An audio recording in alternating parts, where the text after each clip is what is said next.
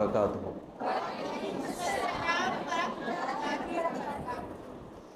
نحمد و نصلی علی رسولہ الکریم، اما بعد، اعوذ باللہ من الشیطان الرجیم، بسم اللہ الرحمن الرحیم۔ وقال اللہ تعالی یوم ینفع لا مال ولا بنون الا من اتى اللہ بقلب سلیم، رب اشرح لی صدری ویسر لی امری واحلل عقدۃ من لسانی یفقہوا قولی، سبحانک لا علم لنا الا ما علمتنا انک انت العلیم الحکیم۔ اللہم ارنا الحق حقا وارزقنا اتباعہ وارنا الباطل باطلا وارزقنا اجتنابہ، آمین یا رب العالمین۔ سب سے پہلے تو میں بہت شکر گزار ہوں الہدیٰ کی مینجمنٹ کا، عالیہ باجی کا، قمر بھائی کا،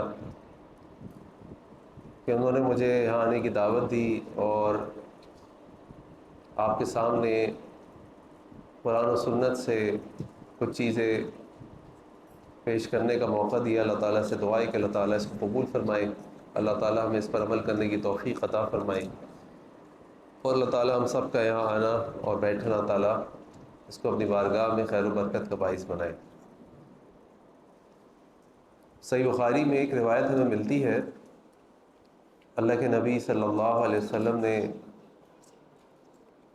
فرمایا، پچھلے زمانوں میں ایک عورت جو زانی عورت تھی، وہ کہیں راستے سے گزر رہی تھی، ایک کنویں کے پاس سے گزری تو اس نے وہاں پر ایک پیاسے کتے کو دیکھا، جو اپنی پیاس کی وجہ سے اپنی زبان باہر نکالا ہوا تھا۔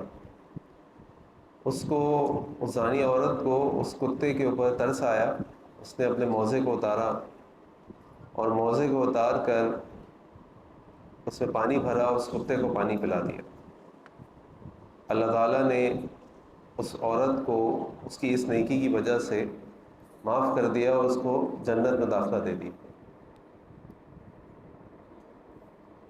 اسی طرح ایک اور واقعہ ہمیں ملتا ہے کہ ایک شخص کہیں راستے سے گزر رہا تھا، اس راستے میں ایک کانٹے دار جھاڑی یا کوئی درخت کا ٹکڑا دیکھا جو لوگوں کو تکلیف پہنچا سکتا تھا۔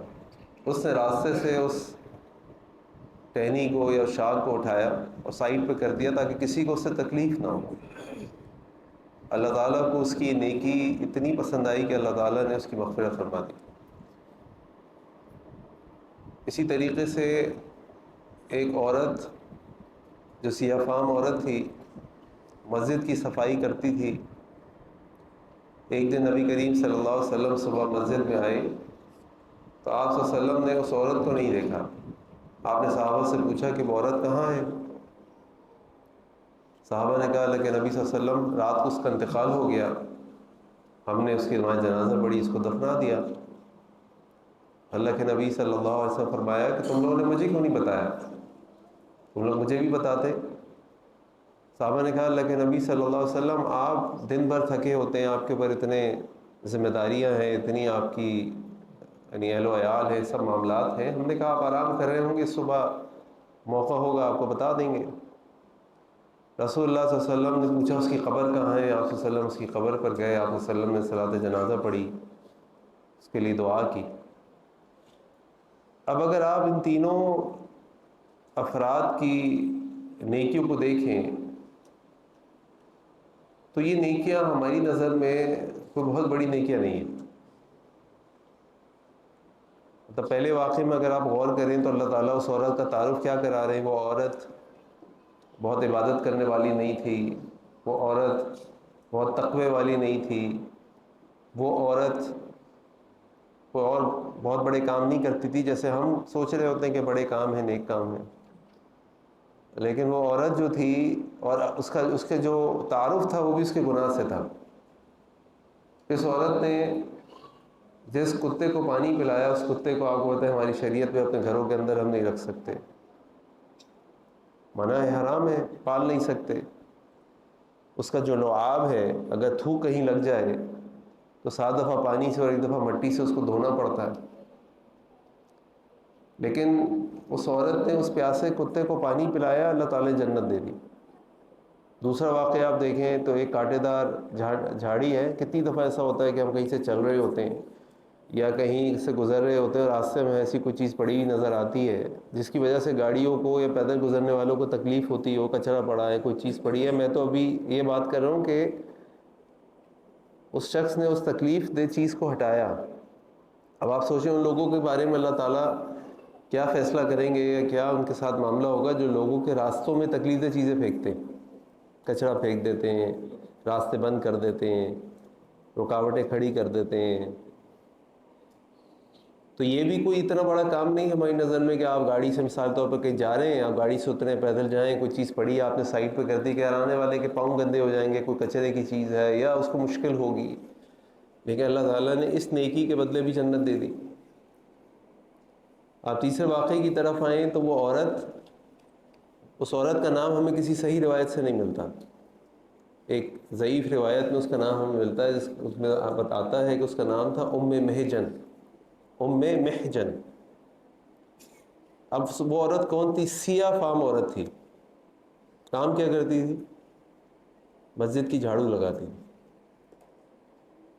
یہاں پہ ماشاءاللہ بہت سارے دین کا کام کرنے والے لوگ بیٹھے ہیں، اگر کوئی پروگرام ہو رہا ہو اور کسی کی ڈیوٹی لگا دی جائے کہ بس آپ نے گیٹ پہ کھڑے ہونا ہے، آپ نے گاڑیوں کی پارکنگ کرانی ہے، ظاہری بات ہے انتظام ہے نا، اور انتظام کے اندر ساری چیزیں آتی ہیں، کوئی نہ کوئی واش روم دیکھ رہا ہوگا، کوئی کھانے کی چیز دیکھ رہا ہوگا، کوئی کلاس روم کے اندر ہوگا، کوئی گیٹ پہ کھڑا ہوگا، کوئی پارکنگ کرا رہا ہوگا، سب والنٹیئرز ٹیم یہ سب کرا رہے ہوتے ہیں۔ ہر جگہ تو آپ لوگوں کو ہائر کر کے پیسوں پہ نہیں رکھ سکتے۔ تو ہماری نظر میں یہ کتنا اہم کام ہے اور کتنا بڑا کام ہے کہ مسجد کی جھاڑو لگانا۔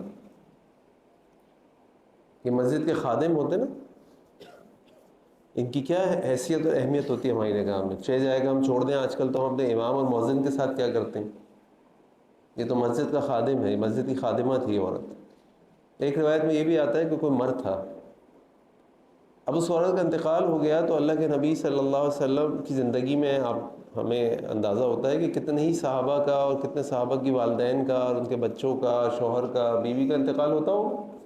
میری بات ہے انسان ہے، انسان دنیا سے آ بھی رہے، جا بھی رہے، لیکن ہمیں کتنے ایسے واقعات ملتے ہیں کہ جہاں اللہ کے نبی صلی اللہ علیہ وسلم نے جب کسی کے انتقال کے بارے میں پتہ چلا تو آپ صلی اللہ علیہ وسلم نے کہا اس کی قبر بتاؤ کدھر ہے، اس کی قبر پہ جا کے آپ نے دوبارہ صلاۃ الجنازہ پڑھی، آپ نے اس کے لیے دعا کی۔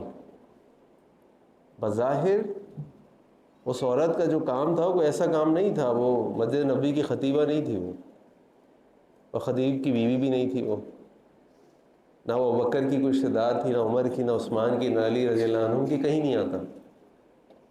لیکن کیا وجہ تھی کہ اللہ تعالیٰ نے اس کتے کو پانی پلانے پر، اس جھاڑی کو راستے سے ہٹانے پر، اس عورت کے مسجد کی جو خادمہ تھی اس کا اتنا مقام بنا دیا کہ اللہ کے نبی صلی اللہ علیہ وسلم اس کی قبر پہ جا کے نماز جنازہ پڑھیں۔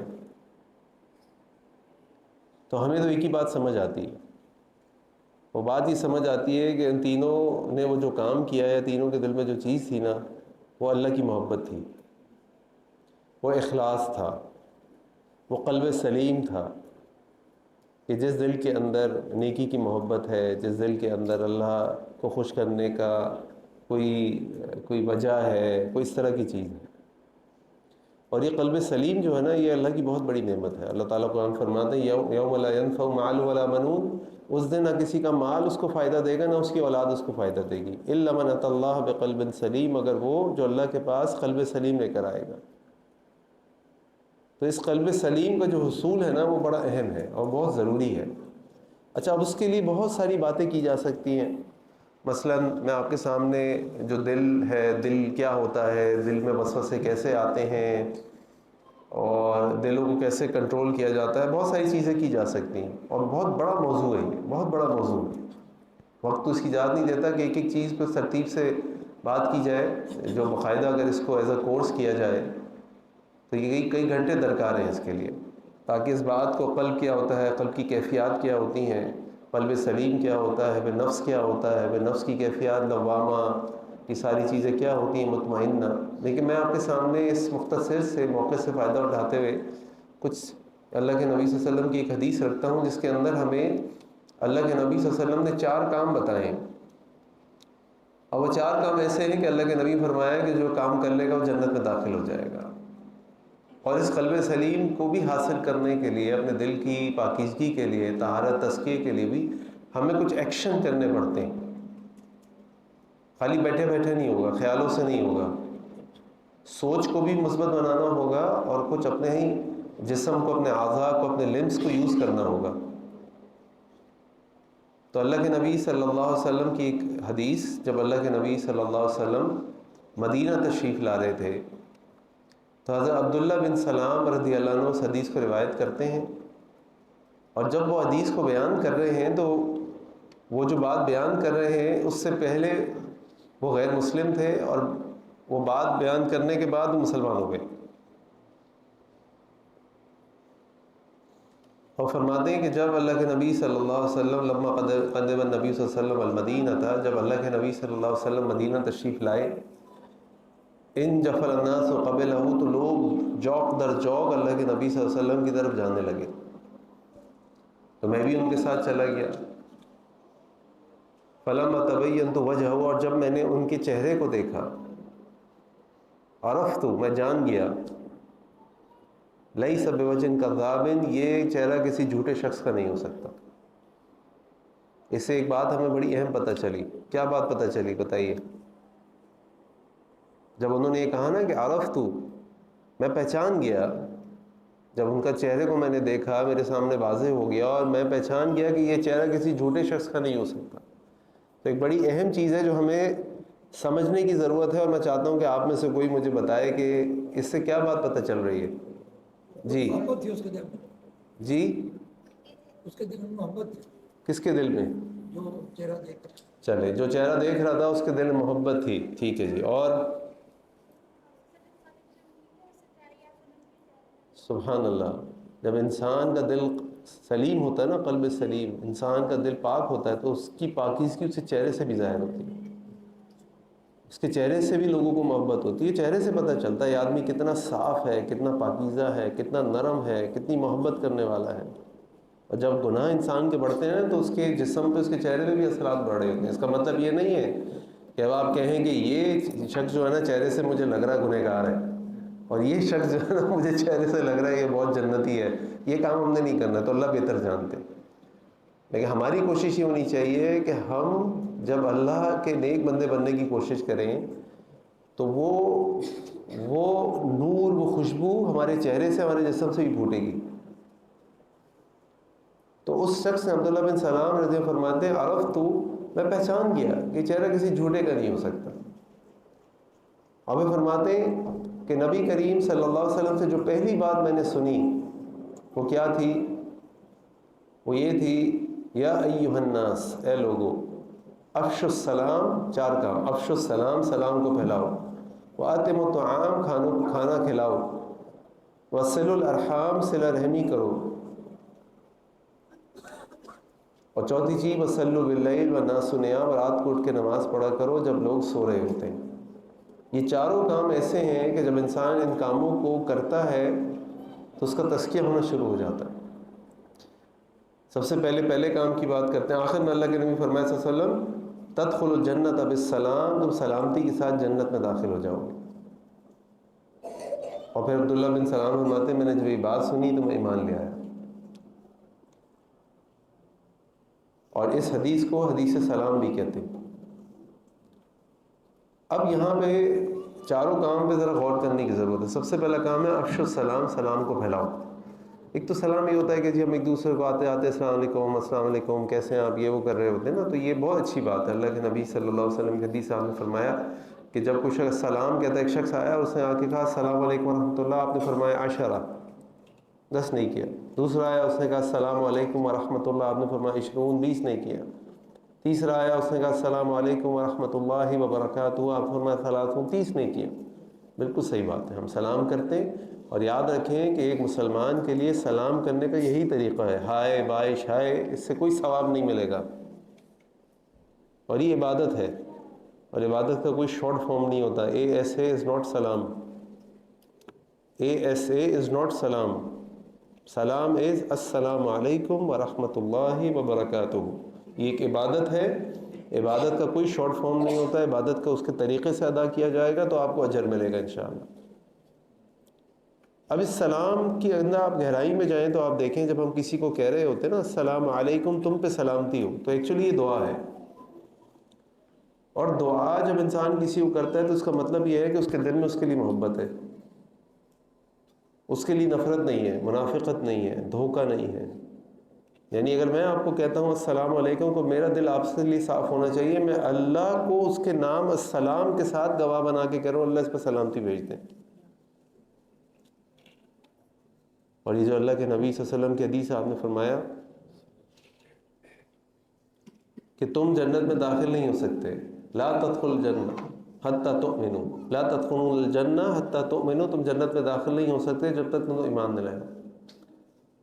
ولا تؤمنوا، اور تم ایمان نہیں لا سکتے حتی تحابوا، جب تک کہ تم ایک دوسرے سے محبت نہ کرو.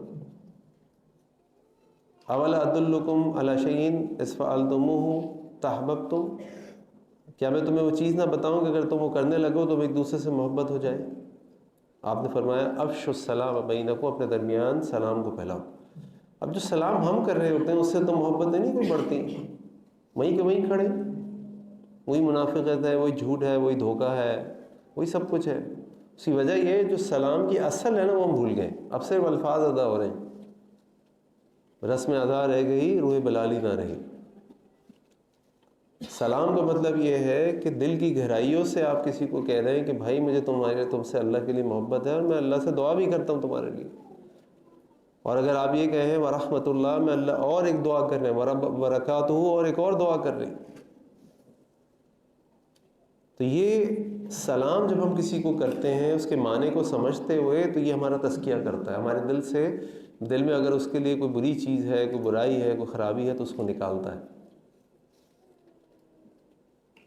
اور اللہ کے نبی صلی اللہ علیہ وسلم سے پوچھا گیا ای الاسلام خیر، اللہ کے نبی صلی اللہ علیہ وسلم سب سے اچھا اسلام کس کا ہے؟ آپ نے فرمایا وہ جو لوگوں کو کھانا کھلاتا ہے، اور دوسرا وہ تقرأ السلام کہ تم سلام کہو علی من عرفت، جس کو تم جانتے ہو، ومن لم تعرف، اور اس کو بھی جس کو تم نہ جانتے ہو. آج تو ہم سے اس کو سلام کرتے ہیں اس کو جانتے ہو، جس کو نہیں جانتے اس کو سلام کر لے، پوچھتا ہے بھائی خیریت، کوئی کام ہے آپ کو؟ میں تو نہیں پہچانا آپ کو، آپ کون ہیں؟ اور یہ سلام پہچان بھی اس بات کی ہے کہ ہم مسلمان ہیں. تو اس سلام کی اصل کو سمجھتے ہوئے جب ہم سلام کرتے ہیں تو اس سے ہماری محبت بڑھتی ہے. اور جب تک محبت نہیں ہوگی، ایمان نہیں ہوگا، ایمان نہیں ہوگا جنت پہ نہیں جا سکتے. لہٰذا پہلی چیز یہ ہے جو اللہ کے نبی صلی اللہ علیہ وسلم نے فرمایا. اچھا اس کو نا ایک اور زاویے سے بھی آپ اس حدیث کو دیکھ سکتے ہیں. اس زاویے سے دیکھ سکتے ہیں، مثال طور پہ آپ نے دیکھا ہوگا کہ جب بھی کوئی کسی ملک کا صدر، وزیر اعظم الیکٹ ہوتا ہے یا سلیکٹ ہوتا ہے، جو بھی آپ کہہ لیں، کہیں الیکٹ ہوتا ہے، کہیں سلیکٹ ہوتا ہے، اور کہیں مسلط ہوتا ہے، تو وہ سب سے پہلے اپنی ایک پریزیڈنشل سپیچ دیتا ہے، ایک تقریر کرتا ہے اپنی قوم کے سامنے. ہمیں تو عادت ہو گئی 100 دن کے وعدوں کی، وہ 100 دن ہی پورے نہیں ہوتے کسی کے بھی. تو وہ جب وہ تقریر کرتا ہے نا، وہ تقریر ہوتی ہے یعنی اس کی اسٹریٹجی، اس کے اصول، اس کی دعوت کو پیش کرتا ہے وہ کہ میرا طریقہ کار یہ ہوگا. تو اللہ کے نبی صلی اللہ علیہ وسلم داخل ہو رہے ہیں مدینہ میں، یہ اللہ کے نبی صلی اللہ علیہ وسلم کی پہلی اسپیچ ہے، پہلا خطبہ ہے مدینہ کا. اور آپ صلی اللہ علیہ وسلم داخل ہوتے ہوئے کیا اسپیچ دے رہے ہیں، کیا بتا رہے ہیں لوگوں کو. اور آپ یہ بھی سوچئے کہ جب اللہ کے نبی صلی اللہ علیہ وسلم مکے میں تھے اور مکے سے ہجرت کر کے 13 سال کی محنت کے بعد مدینہ تشریف لائے ہجرت کر کے، تو مکے میں کتنے لوگ مسلمان ہوئے؟ مطلب ان کی تعداد 1000 سے بھی کم ہے.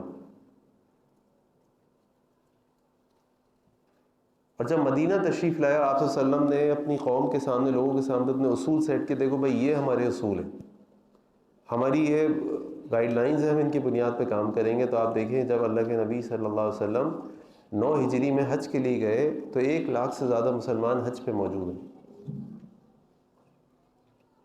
یعنی یہ وہ اصول ہیں جن کی بنیاد پہ اگر آپ نے کسی علاقے میں، کسی شہر میں، کہ لوگوں میں دعوت پھیلانی ہونا تو یہ اصول آپ لے سکتے ہیں. یہ 4 اصول. سب سے پہلا اصول افشوا السلام، یعنی اللہ کے نبی فرما رہے ہیں آپ سب لوگ جان لیں ہم سب سے سلامتی میں ہیں. اگر آپ ہم سے معاہدہ کر لیتے ہیں، آپ ہمارے ساتھ عزت کے ساتھ رہتے ہیں، کوئی دغا بازی نہیں کرتے، دھوکہ نہیں کرتے، جنگ نہیں کرتے، ہم آپ سے خواہ مخواہ جھگڑا نہیں کریں گے. آپ سلامتی میں ہیں۔ پہلا اصول۔ دوسرا اصول وَأَطْعِمُوا الطَّعَامَ، لوگوں کو کھانا کھلاؤ، لوگوں کو کھانا کھلاؤ۔ اور یہ لوگوں کو جو کھانا کھلانا ہے نا، یہ بہت بڑی نیکی ہے، بہت بڑی نیکی ہے۔ یہ اتنی بڑی نیکی ہے اور اتنا بڑا یعنی دعوت کا آپ سمجھ لیجئے ٹول ہے کہ آپ دیکھیں جب اللہ کے نبی صلی اللہ علیہ وسلم نے اپنے قریش مکہ کو دعوت پیش کی، سب سے پہلے ابتدا میں تو پہلے آپ صلی اللہ علیہ وسلم ان کی کھانے کی دعوت کی، ان کو کھانا کھلایا، اور کھانا کھلانے کے بعد رسول اللہ صلی اللہ علیہ وسلم نے اب ان کے سامنے دعوت پیش کی، قُلْ لَا إِلَهَ إِلَّا اللَّهُ تُفْلِحُونَ، تم کہہ دو لا الہ الا اللہ، فلاح پا جاؤ گے۔ قرآن کریم میں اللہ تعالیٰ کئی مقام کے اوپر اللہ تعالیٰ نے جنت جہنم کے ڈائلاگز نقل کیے ہیں قرآن کریم میں، کہ جہنمیوں کے جنتیوں کے آپس میں ڈائلاگ ہو رہا ہے۔ سورۃ المدثر میں جو اللہ تعالیٰ نے وہ منظر پیش کیا ہے کہ جب مجرمین جنتیوں سے پوچھتے ہیں فی جنات یتساءلون ما سلککم فی سقر، تمہیں کن چیزوں نے جلنے والی آگ میں ڈال دیا؟ سب سے پہلا قصور وہ اپنا بتاتے ہیں لم نکن من المصلین، اور نماز پڑھنے والے نہیں تھے۔ دوسرا قصور وہ اپنا بتاتے ہیں کہ ہم لوگوں کو، مسکینوں کو کھانا کھلانے والے نہیں تھے، کھانا نہیں کھلاتے تھے۔ اور جو اللہ کے نبی نے فرمایا صلی اللہ علیہ وسلم کہ ای الاسلامی خیر، بہترین اسلام کون سا ہے؟ تو جب سوال کیا ایک صحابی نے آ کے، تو آپ نے فرمایا تطعم الطعام وتقرأ السلام علی من عرفت ومن لم تعرف، کہ تم لوگوں کو کھانا کھلاؤ۔ قرآن کریم آپ دیکھ لیں، قرآن کریم میں اللہ تعالیٰ فرماتے ہیں وَيُطْعِمُونَ الطَّعَامَ عَلَىٰ حُبِّهِ مِسْكِينًا وَيَتِيمًا وَأَسِيرًا، کہ وہ اس کی محبت کے باوجود، علماء نے کہا اس کے دونوں معنی ہیں۔ ایک تو محبت یہ ہے کہ بھائی ان کو خود ضرورت ہے اس کی، وہ خود فاقے سے ہیں لیکن دوسروں کو کھانا کھلا رہے ہیں، اور ایک محبت یہ ہے کہ بھائی میں اپنا مال کیوں خرچ کروں، میرا کھانا ہے میں کھاؤں، میں کیوں کھلاؤں کسی کو۔ تو لیکن اللہ تعالیٰ فرما رہے ہیں کہ وہ کھانا کھلاتے ہیں، پھر کیا کہتے ہیں انما نطعمکم لوجہ اللہ لا نرید منکم جزاء ولا شکورا، ہم تمہیں کھانا کھلاتے ہیں صرف کس لیے؟ تاکہ ہم اللہ تعالیٰ سے اجر طلب کریں، ہمیں تم سے کوئی بدلہ نہیں چاہیے، کوئی شکر نہیں چاہیے۔ کھانا کھلا کے ایسے بن جاتے ہیں کہ انہوں نے نہیں کسی اور نے کھلایا۔ ابھی مال خرچ کرنا ہے، مال خرچ کرنا آسان نہیں ہے، سب سے مشکل کام ہے۔ اور یہ مال کی محبت جو ہے نا، یہ انسان کو تباہی اور بربادی میں لے جاتی ہے۔ اللہ کے نبی صلی اللہ علیہ وسلم کی حدیث آپ نے فرمایا میری امت کا فتنہ تھا امتی المال، میری امت کا فتنہ مال ہے۔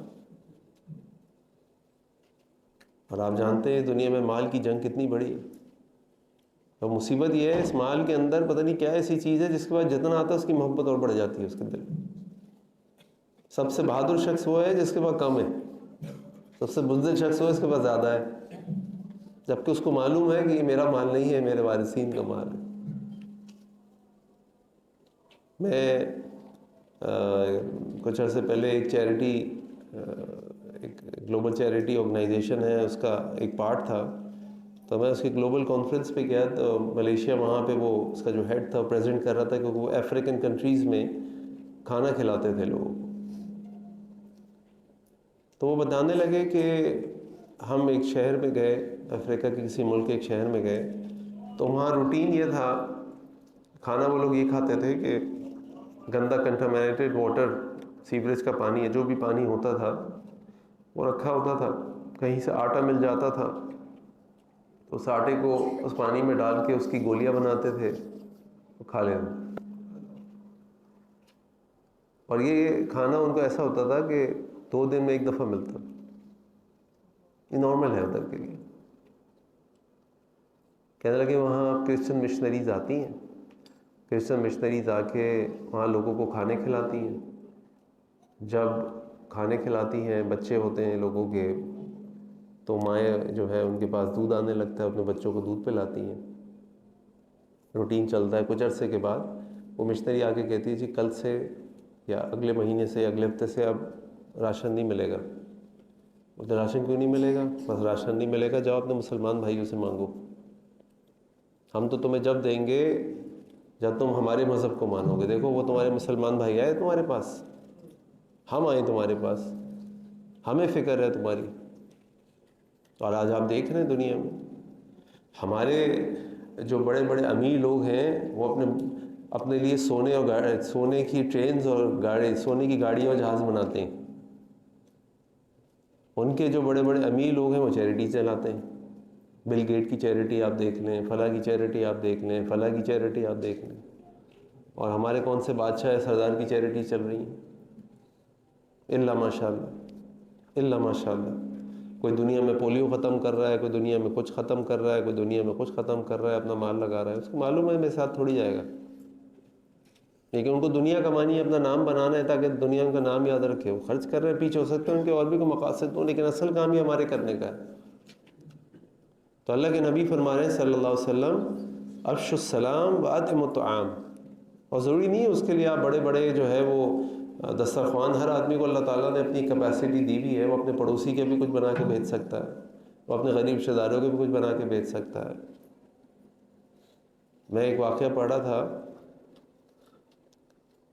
کہ ایک فیملی تھی, اچھی ویل آف فیملی تھی, مناسب فیملی تھی.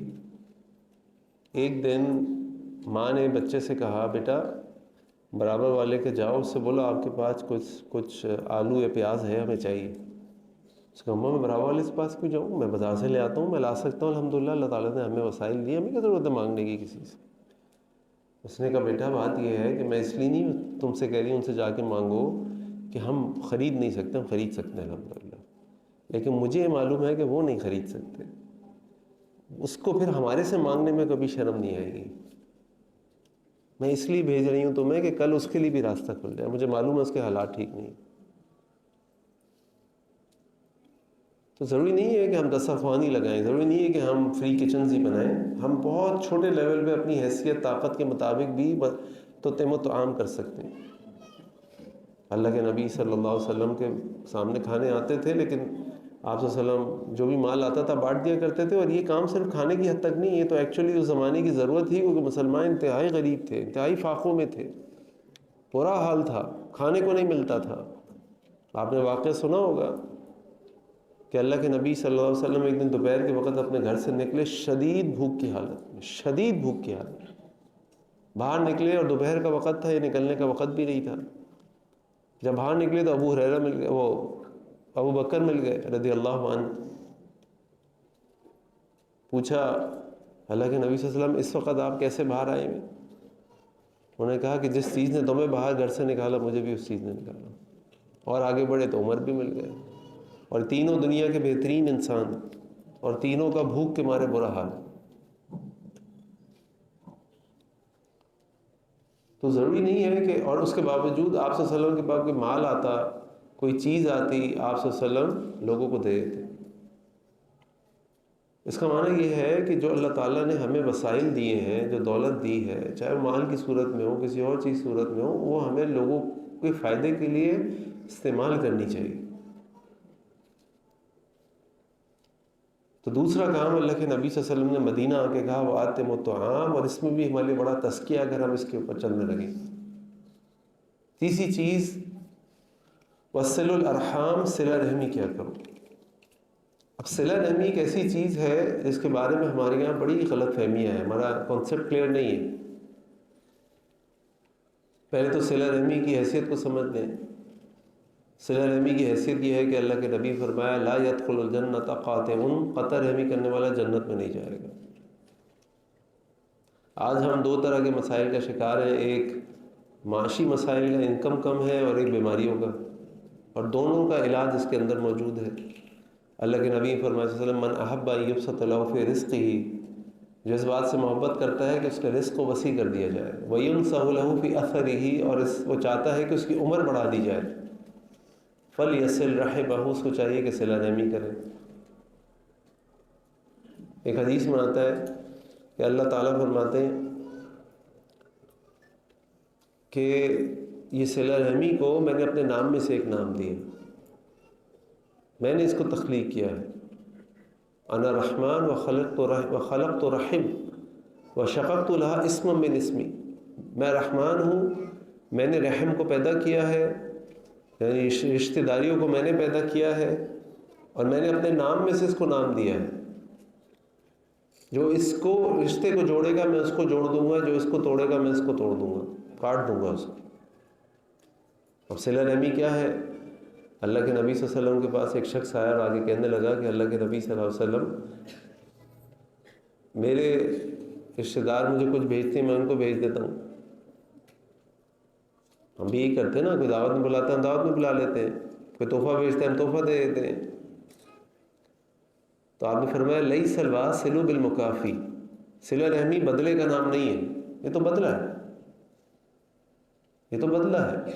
ولیکن الواصل، لیکن صلہ رحمی یہ ہے اذا قطعت رحمہ، جب تم سے قطع رحمی کر دیا جائے، رشتہ کاٹ دیا جائے، وصلتہ، تم اس کو جوڑتے ہو۔ یعنی اس نے آپ کو دعوت نہیں دی، آپ اس کو دعوت دیں، اس نے آپ کو سلام نہیں کیا، آپ اس کو سلام کریں، اس نے آپ کے گھر کوئی تحفہ کھانا کوئی چیز نہیں بھیجی، آپ بھیجیں عید پہ موقعوں پہ جو بھی ہے۔ آپ انتظار نہ کریں، وہ دے گا تو میں دوں گا نا، اس نے یہ تو میں کیوں دوں بھائی، مجھے کیا ضرورت ہے؟ نہیں، کیونکہ آپ کا اس سے خون کا رشتہ ہے۔ صلہ رحمی ہوتی ہے خون کے رشتوں میں، چچا، ماموں، بہن، بھائی، خالہ، والدین، بچے۔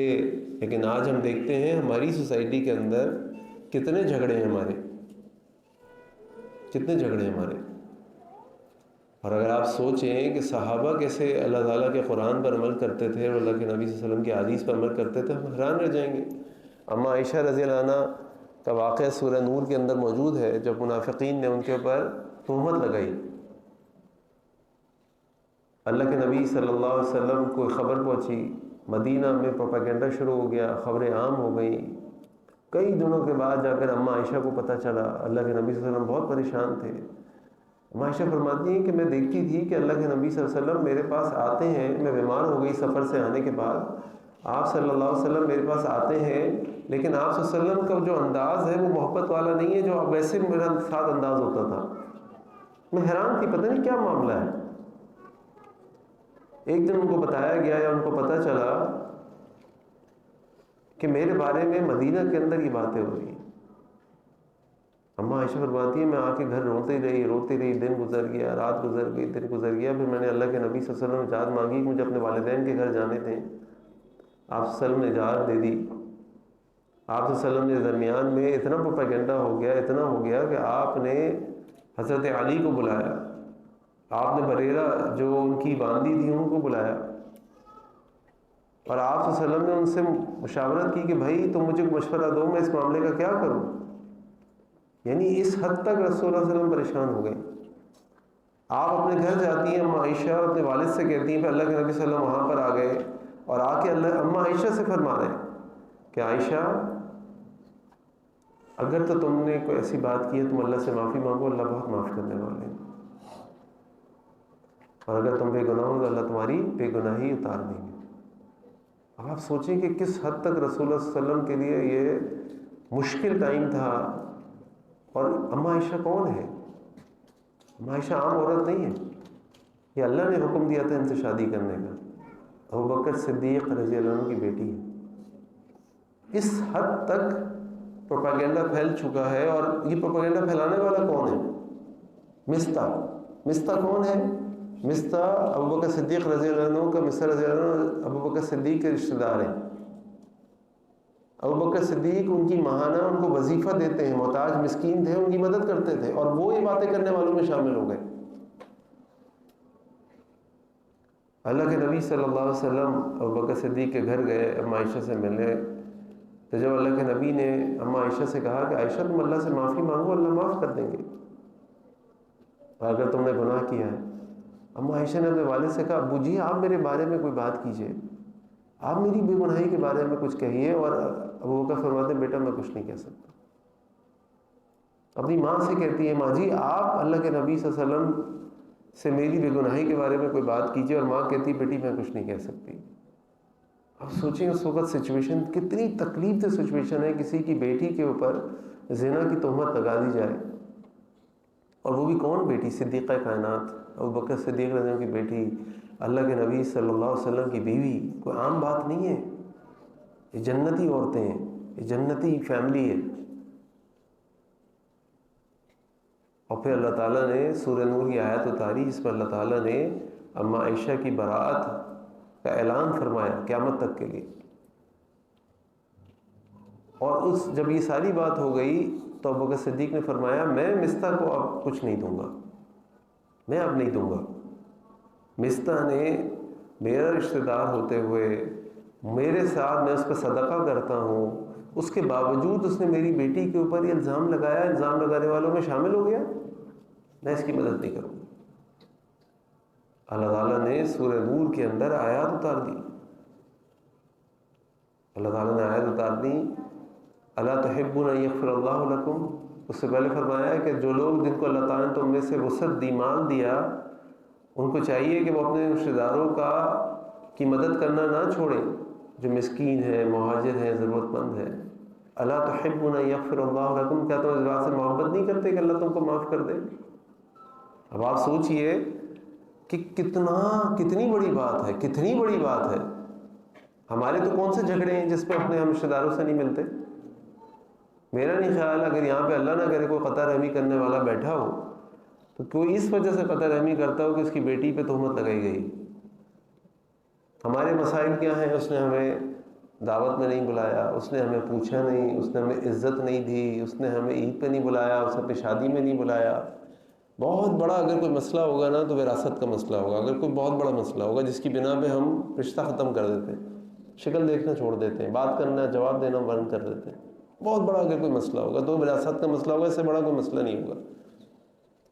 لیکن آپ اور میں دونوں اس بات کو مانیں گے کہ میری کسی کی بیٹی کے اوپر یہ تہمت لگا دینا سارے مسئلوں سے بڑی بات ہے. اور وہ بیٹی عام آدمی کی بیٹی نہیں ہے، ابوبکر صدیق کی بیٹی ہے رضی اللہ عنہما.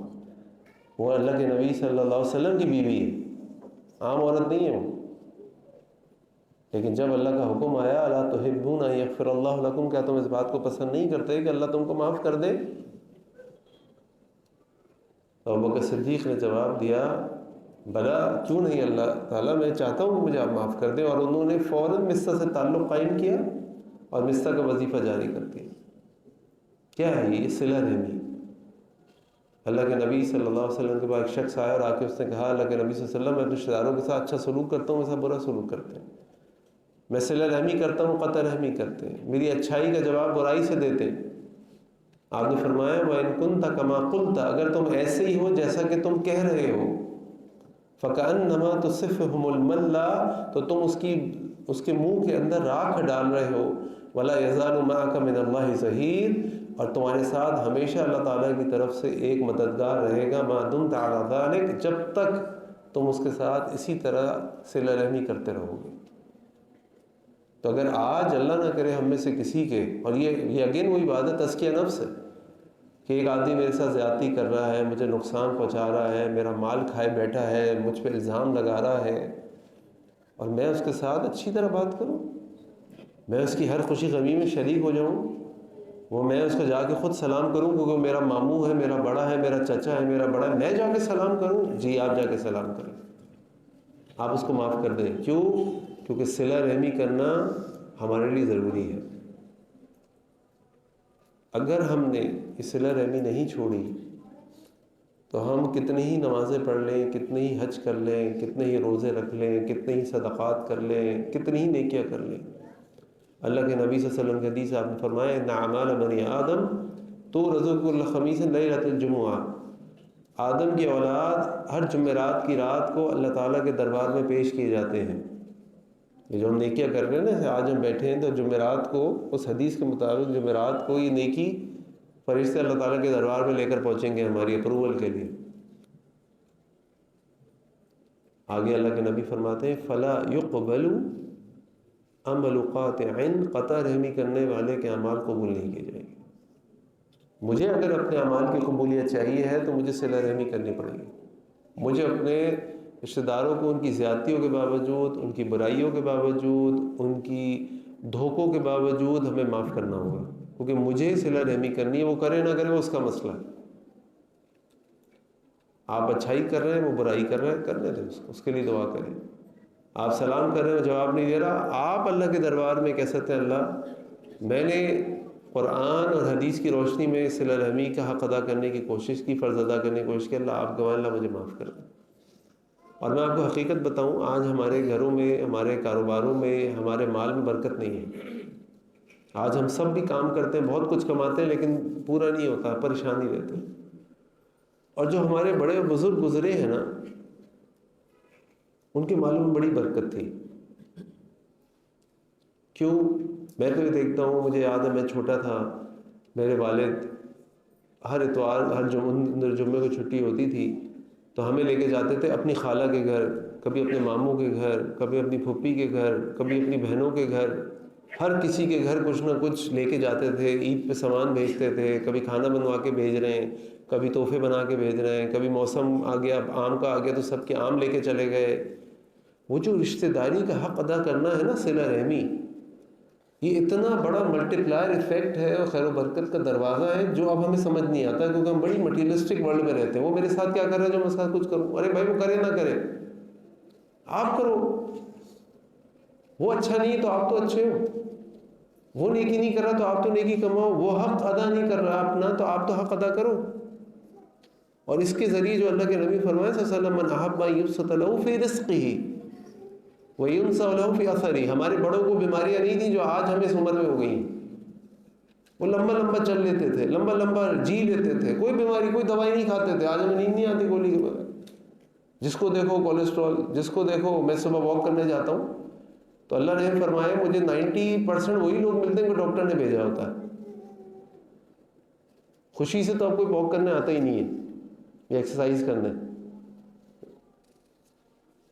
اور مطلب میں 40s میں ہوں، مجھے اپنے ایج کے لوگ بھی مل جاتے ہیں، میں کہتا ہوں بھائی خیریت ہے؟ کولیسٹرول بڑھا ہے، شوگر بڑی ہے، کیا ہوا بھائی آپ کو؟ کیسے آ گئے آج آپ؟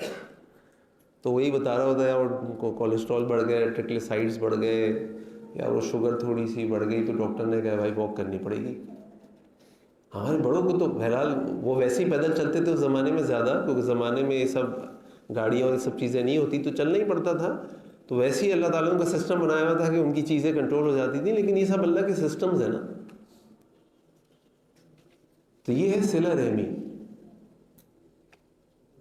اب آپ اس کو یوں سوچیں کہ ایک آدمی دین کی دعوت دینے نکلا ہے اور اس کے اپنے رشتے دار اس سے ناراض بیٹھے ہیں. ساری دنیا کو جنت پہنچانے کی کوشش کر رہا ہے، اپنے رشتے دار جو ہے وہ اس کو جہنم پہنچانے کی کوشش کر رہا ہے. ساری دنیا کی اس کو فکر ہے، اپنا گھر اس کا خود جل رہا ہے. تو ایک مسلمان کا دعوت کی میتھڈالوجی کیا ہوگی؟ 4 اصول ہیں، اور یہ ہمارا تزکیہ بھی ہے کہ سب سے پہلے تم سے سب سلامت ہو، سب کو پتہ ہو کہ ان کو تم سے کوئی نقصان، تم پیچھے سے کوئی وار نہیں کرو گے، ان کو کوئی نقصان نہیں پہنچاؤ گے، اور جو دعا دے رہے ہو تم حقیقت میں اس کو دعا دے رہے ہو، تمہارا دل ان سے صاف ہے. نمبر 2، تم لوگوں کے لیے خرچ کرنے کو تیار ہو، لوگوں کے لیے کچھ کرنے کو تیار ہو، تم لوگوں کی خدمت. اللہ کے نبی صلی اللہ علیہ وسلم پہلے خدمت کرتے تھے، پھر لوگ ان کی محبت کرتے تھے نا. آپ صلی اللہ علیہ وسلم لوگوں کے خادم تھے، آپ آگے بڑھ کے کام کرتے تھے، آپ لوگوں سے کوئی اجرت یا بدلہ طلب نہیں کرتے تھے، نہ امید رکھتے تھے. اور یہی صحابہ کا معمول بھی تھا. یعنی بات متعام، تم لوگوں کے لیے کچھ کرو. نمبر 3، وصل الارحام، تم صلہ رحمی کرو، رشتہ داروں سے اچھا سلوک کرو. تمہارے رشتہ دار تمہیں محبت کرنے والے ہوں، دعائیں دینے والے ہوں، تمہارے ایمان، تمہارے کردار کی گواہی دینے والے ہوں، اس سے بڑی گواہی کس کی ہوگی؟ جیسے ہم کہتے ہیں نا جی، سب سے بڑی گواہی اگر آپ کو دنیا میں چاہیے ہو، سب سے سچی گواہی، مطلب اگر سب سچ بولنے لگیں، اگر سب سچ بولنے لگیں تو سب سے سچی گواہی کس کی ہوگی ہماری زندگی میں؟ آپ لوگوں سے جواب چاہیے. رشتہ دار تو بہت سارے ہیں نا. کون سا ایسا رشتہ ہے جس کی گواہی سب سے زیادہ معتبر ہوگی، سچی ہوگی، اور وہ سچ بولے تو؟ میاں بیوی کی، میاں بیوی کی.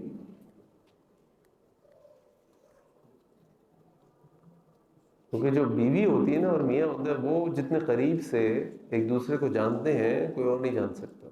والدین کے لیے تو بچے ان کے شہزادے ہوتے ہیں، کیسے بھی ہوں، ان کا خون ہوتا ہے. لیکن جو شوہر بیوی کی اور بیوی شوہر کی گواہی دینا، اس سے بڑھ کے اور سچی گواہی کسی کی نہیں ہو سکتی. تو آپ کے اپنے رشتے دار، آپ کے اپنے گھر والے آپ کے لیے جو گواہی دیتے ہیں نا، اس سے بڑی کی کوئی گواہی نہیں ہو سکتی، اس سے سچی کوئی گواہی نہیں ہو سکتی. اور چوتھا کام اللہ کے نبی نے فرمایا صلی اللہ علیہ وسلم، وصلوا باللیل والناس نیام، رات کو اٹھ کے نماز پڑھا کرو جب لوگ سو رہے ہوتے ہیں۔ اور یہ کون سی نماز ہے؟ یہ تہجد کی نماز ہے۔ نفلی نمازوں میں اللہ تعالیٰ کو سب سے محبوب جو نماز ہے وہ تہجد کی نماز ہے۔ اور یہ نماز اس لیے محبوب ہے کہ جب انسان یہ نماز پڑھ رہا ہوتا ہے نا تو اس کو کوئی دیکھنے والا نہیں ہوتا، اور یہ فرض بھی نہیں ہے۔ تو یہ نماز اللہ کو کیوں پسند ہے؟ یہ نماز اس لیے کو پسند ہے کیونکہ بندہ صرف اللہ کی محبت نہیں کر سکتا، فرض بھی نہیں ہے نا کہ بھائی چلو میری پکڑائی ہوگی، کوئی پکڑائی نہیں ہوگی، آپ نہ پڑھیں۔ اللہ آپ سے پوچھیں گے نہیں کہ آپ نے تہجد کیوں نہیں پڑھی، نہیں پڑھی کوئی بات نہیں، تمہاری مرضی، نہ پڑھو۔ 5 وقت کی جمع نماز مردوں نے باجماعت سے وقت پہ پڑھ لی، عورتوں نے اپنے وقت پہ گھروں میں پڑھ لی، الحمدللہ۔ سنت موقدہ 12 آپ نے پڑھ لی، الحمدللہ، نور علی نور، کافی۔ تہجد کیوں پڑھتے ہیں آپ؟ تہجد آپ اس لیے پڑھتے ہیں کیونکہ آپ کو اللہ سے محبت ہوتی ہے۔ وہ وقت ہوتا ہے جب اللہ کے آگے آپ اپنی گزارشات کو پیش کرتے ہیں، اپنی پرابلمس کو شیئر کرتے ہیں اور پھر اس سے مدد مانگتے ہیں۔ کوئی نہیں دیکھ رہا آپ کو، کسی کو نہیں پتا کہ آپ رات کو تہجد میں اٹھے تھے نہیں اٹھے تھے، بس آپ جانتے ہو، اللہ جانتا ہے۔ بہت سے بہت آپ کی بیوی یا شوہر جانتا ہوگا، یا بہت سے بہت آپ کے اپنے بچے، اگر گھر اس طرح گئے کہ پتہ چل جائے کہ ابا جی اٹھے ہیں یا اماں جی اٹھی ہیں، کوئی باتھ روم گیا ہے، کوئی کھڑا ہے، ایسے تو اللہ کا شکر ہے، ہم جتنا بھی شکر ادا کریں کم ہے کہ اللہ تعالیٰ نے ہمیں کم از کم اتنے تو گھر دیے ہیں کہ اگر ہمیں نماز پڑھنی ہو تو آرام سے کہیں کمرے میں کھڑے ہو کے پڑھ سکتے ہیں۔ ورنہ اللہ کے نبی صلی اللہ علیہ وسلم جو رحمت العالمین ہے، اللہ کے محبوب ترین ہیں، ان کا گھر کا سائز تو اتنا تھا جس پہ وہ شکر ادا کرتے تھے، افلا اکون عبدا شکورا، کہ جب ان کے پاؤں سوج جاتے تھے اور وہ اللہ کا شکر ادا کرتے تھے۔ گھر کا سائز یہ تھا کہ جب رات کو ان کے نماز پڑھنی ہوتی تھی تو اماں عائشہ سے کہتے تھے ٹانگ ہٹا لو، مجھے سجدہ کرنا، اور اس پر بھی اللہ کے آگے کھڑے ہو کے کہتے تھے افلا اکون عبدا شکورا، اللہ کیا میں شکر گزار بندہ نہ بنوں؟ آج ہمارے پاس کتنی نعمتیں ہیں اور ہمارے پاس کتنے شکوے ہیں، کتنی شکایتیں ہیں۔ تو یہ جو تہجد کی نماز ہے نا، یہ ایک مومن کا ہتھیار ہے، اور یہ نماز وہی پڑھتا ہے جس کو اللہ سے حقیقت میں محبت ہوتی ہے۔ اب آپ سوچیں، دعوت کے اعتبار سے اگر آپ سوچیں کہ آپ نے دعوت دی، دنیا کے لوگوں کو دعوت دی، رشتہ داروں کو دعوت دی، طالب علموں کو دعوت دی، کسی کو بھی دعوت دی، آپ نے پہلے ان کو دعا دی، پھر آپ نے ان کے لیے کچھ کیا، مال خرچ کیا، کھانا کھلایا، جو بھی کیا، اس کو آپ نے رشتہ داروں سے اچھا سلوک کیا، لوگوں نے آپ سے کچھ کہا، کسی نے کچھ کہا، کسی نے اچھی بات کی، کسی نے بری بات کی، اور پھر آپ رات کو اللہ کے آگے ہاتھ اٹھا کے کھڑے ہو جاتے ہیں، اللہ میں نے آج جو کچھ کر سکتا تھا میں نے آپ کے لیے کیا، یا اللہ کوئی کمی رہ گئی تو معاف کر دیں، یا اللہ میں چاہتا ہوں میرا بھائی دین پہ آ جائے، یا اللہ میں چاہتا ہوں میرا فلاں دوست جو ہے اس کو اولاد نہیں ہو رہی، اللہ اس کو اولاد دے دے، اللہ میری یہ پریشانی ہے، اس پریشانی کو دور کر دے، اللہ مجھے بیماری کو ختم کر دے، اور اللہ آگے کے لیے مجھے اور توفیق دے دے کہ میں آپ کو راضی خوش کرنے کے لیے کوششیں کر سکوں، مجھ سے قبول کر لے، یہی موقع ہے۔ تو یہ 4 کام ایسے ہیں کہ اگر ہم یہ 4 کام کرنے لگیں تو انشاءاللہ ہمارے دلوں کی حالت بدل جائے گی، ہماری انشاءاللہ دعوت کا اثر بہت دور تک پھیل جائے گا، ہمارا کردار بہت خوبصورت ہو جائے گا۔ کیوں؟ کیونکہ یہ 4 کام ایسے ہیں جس سے ہمارا تزکیہ ہوتا ہے، اور یہ 4 کام جب کوئی کر لیتا ہے تو اللہ کے نبی نے فرمایا صلی اللہ علیہ وسلم تدخل الجنت بالسلام، تم سلامتی کے ساتھ جنت میں داخل ہو جاؤ۔ تو ہمیں اپنے دل کو اگر پاک و صاف کرنا ہے، قلب سلیم حاصل کرنا ہے، اللہ رب العزت کو حاصل کرنا ہے، تو ہمیں مستقل اپنے دل کا تزکیہ کرنا ہوگا۔ مجھ سے ایک نوجوان عالم ہے، لاہور میں رہتا ہے، کراچی آیا ملنے کے لیے، آیا تھا تو ملنے آیا، اس نے آ کے مجھ سے ایک سا سوال کیا جو میرے پاس بھی اس کا جواب نہیں تھا۔ مجھ سے کہنے لگا کاشف بھائی آپ ماشاءاللہ دین کی دعوت کا کام کرتے ہیں، ہم لوگ بھی کوشش کرتے ہیں، آپ بھی مختلف جگہوں پہ جاتے ہیں، دروس دیتے ہیں، خطبہ پڑھاتے ہیں، یہ کرتے ہیں وہ کرتے ہیں، ساری دنیا کے لوگ آپ کو دیکھتے ہیں، کوئی آ کے کوئی تعریف کرتا ہے، کوئی کچھ کہتا ہے، کوئی کچھ کہتا ہے، آپ یہ بتائیں کہ آپ نے اپنے تزکیے کے لیے کیا سسٹم بنایا ہوا ہے؟ کیونکہ تو لوگ تو اب آپ کا تزکیہ دیتے ہیں نا، آپ نے کیا کیا ہوا ہے؟ کیونکہ یہ دل تو ادھر ادھر ہو جاتا ہے، کبھی بھی نیت میں فطور آ سکتا ہے، کبھی اخلاص میں کمی ہو سکتی ہے، کبھی دل میں ریاکاری کا جذبہ آ سکتا ہے، کبھی واہ واہ کا شوق پیدا ہو سکتا ہے، ہوتا ہے۔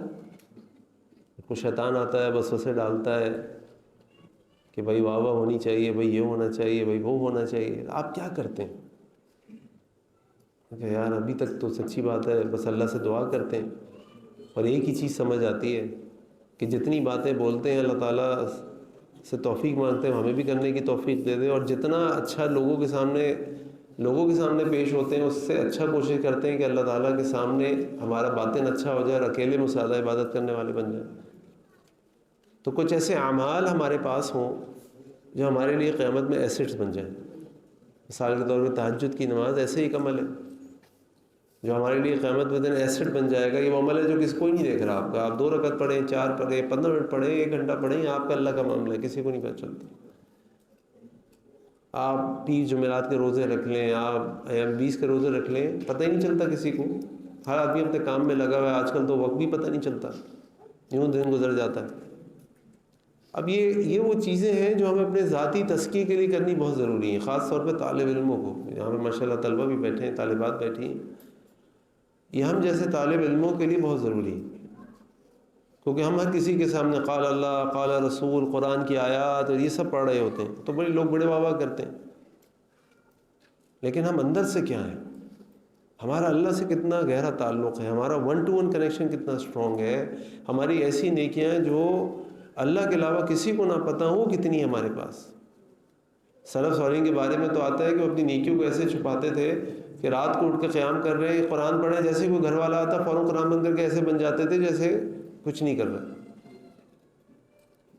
روزہ رکھ رہے ہیں، گھر والوں کو کہا دل نہیں ہے، اچھا دے دو میں کر لوں گا، ناشتہ لیا، کھانا لیا، راستے میں کسی کو دیا، خاموشی سے نکل گئے، شام میں آئے، کھانا مانگا، روزے کا ٹائم ختم ہو گیا، کھانا کھا لیا، پتہ ہی نہیں، گھر والوں کو بھی نہیں پتہ روزہ رکھا ہوا، کسی کو نہیں پتہ، خاموشی سے نہیں کیا کر رہے ہیں۔ کیوں؟ کیونکہ اسی طرح تو تزکیہ کر سکتے ہیں، خالی لوگوں کو کہتے رہیں کہ یہ کرو یہ کرو، خود کچھ نہ کرو، تو اے الذین آمنوا لما تقولون ما لا تفعلون کبر مقتا عند اللہ ان تقولوا ما لا تفعلون۔ اللہ تعالیٰ فرماتے ہیں کہ اے لوگوں تم یہ بات کیوں کہتے ہو جو خود نہیں کرتے، یہ اللہ کے بہت ناپسندیدہ ہے کہ تم وہ کہو جو تم نہ کرتے۔